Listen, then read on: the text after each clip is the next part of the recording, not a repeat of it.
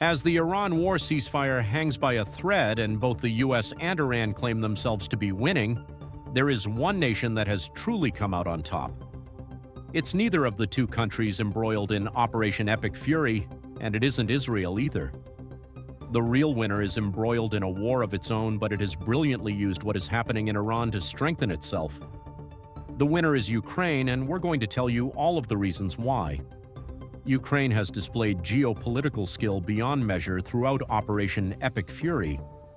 From being the first in line to offer help to the US when it became clear that the operation was going to last more than a few days to turning itself into a key player in Gulf defense, Ukraine has masterfully positioned itself as the most important partner to many of the nations that Russia and even the US have courted in the past. That makes Ukraine the big winner in Iran, and so much of what we're seeing now can be traced back to Ukraine's own battlefield and the Russian weakness that is constantly on display in Ukraine. Let's take the last couple of months as an example. In March and April, Russia experienced its worst 2 months of the Ukraine war since 2024. According to the Institute for the Study of War, Russia made practically no real territorial gains in March. April was even worse.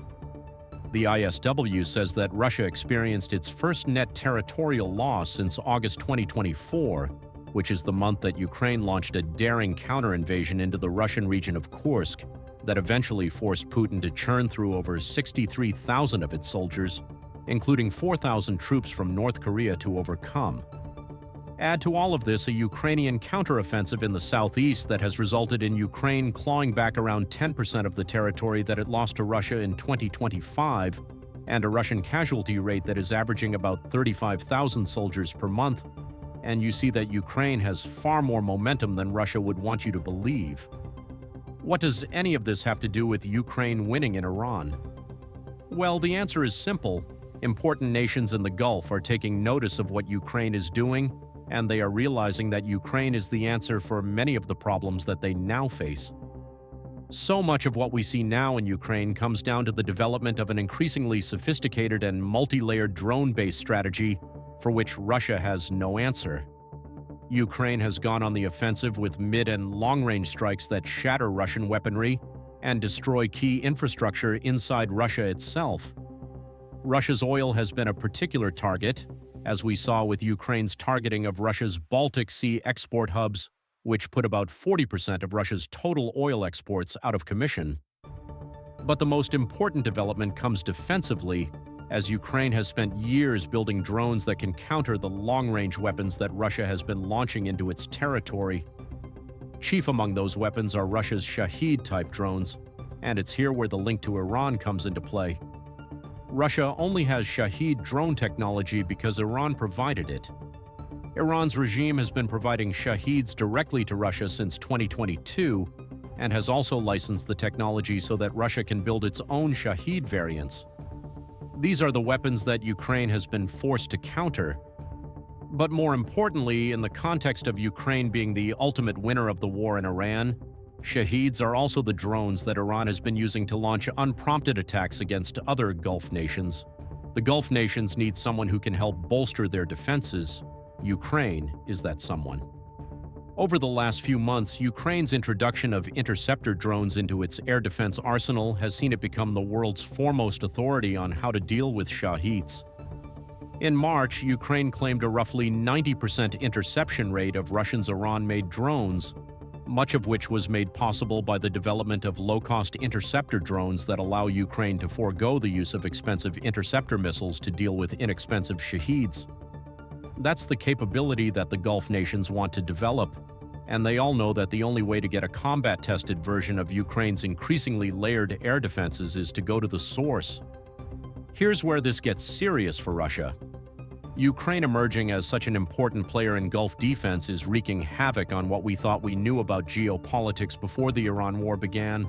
Stick with us to find out why. First, there are the deals to cover. Ukraine's success against Russia's Shahedi-type drones has led it to attracting suitors all over the Middle East, all of whom want to use Ukraine's technology to defend themselves against Iran's use of the same types of drones.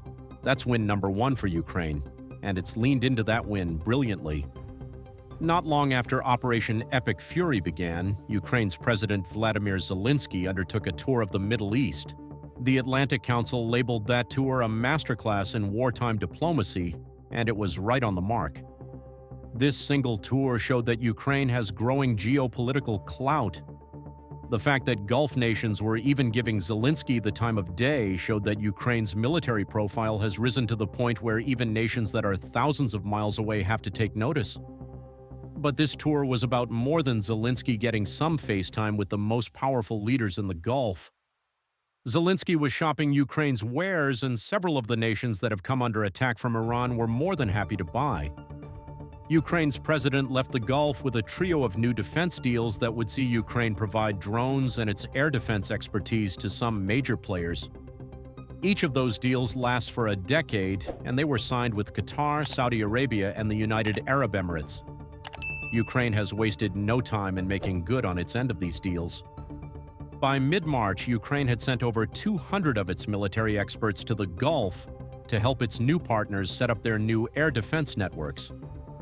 A month later, Zelensky revealed that those experts were doing more than merely advising their new allies.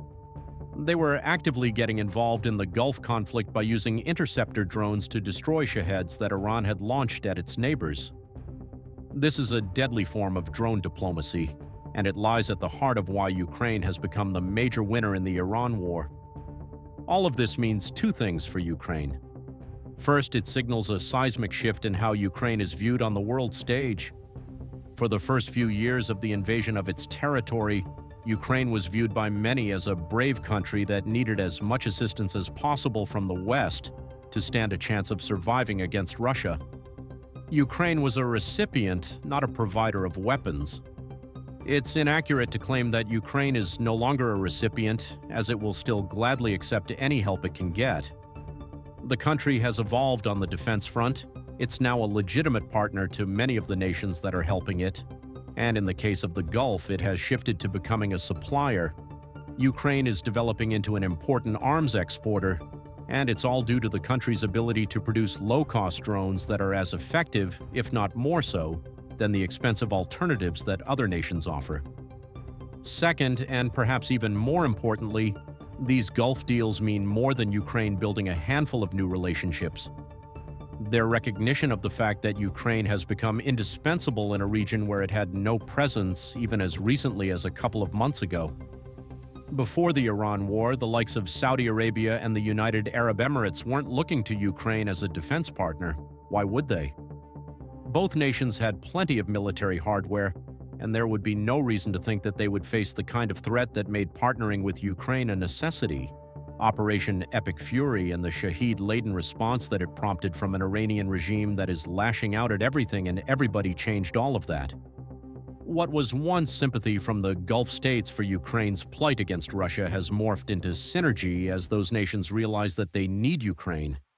That's according to Maria Zulkina, who is a conflict researcher. We reached a level of pragmatic interest in 2026 when Ukraine showed its added value, and that fit well with Gulf countries' desire to diversify their security partners. Tina tells the New Voice of Ukraine as she notes that Ukraine has become a laboratory of solutions for new tech that can be used to counter the most modern military threats. That's a good point. Ukraine isn't becoming such a major player in Gulf geopolitics through its willingness to help alone. Everything that it's now providing through the new defense deals is battle-tested and proven to work. The Ukraine war has become a testing ground that is far better than any isolated laboratory. Pragmatism rules all. If it doesn't work, it isn't built, and it won't be offered to potential partners. The reason why we covered so much of Ukraine's battlefield success earlier is that these successes show the proof in the pudding. What Ukraine offers to the Gulf works, and this is where we start to see a major shift that Putin never saw coming.